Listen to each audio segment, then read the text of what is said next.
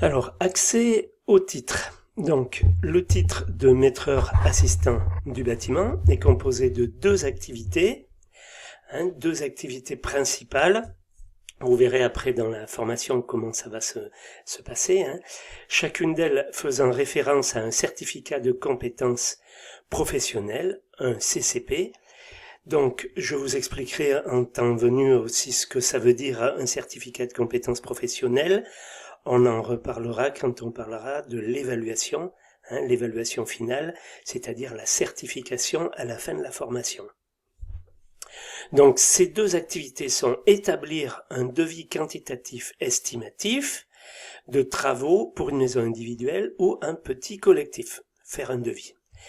Assister le responsable hiérarchique dans les démarches de préparation et de suivi de chantier, ça veut dire assurer l'étude de prix et la préparation du chantier. Voilà ce que ça veut dire en français.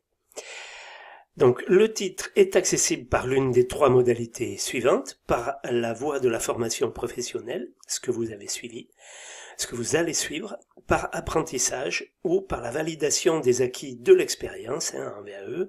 Lorsqu'on a fait ce métier 3 ans, on peut passer le titre de maîtreur assistant du bâtiment.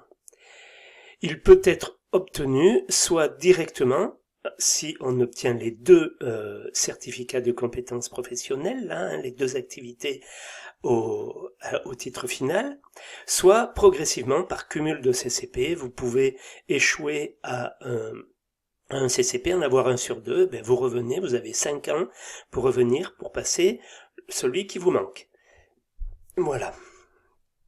Donc, ce que l'on peut dire dans les médias. Donc, où se former, certifier ses compétences. Vous avez ici des endroits qui sont spécifiés, mais là, à l'époque, à Limoges, on ne le faisait pas encore. C'est la raison pour laquelle il n'est pas sur la carte de France, mais depuis 2023, donc, on assure cette formation à Limoges.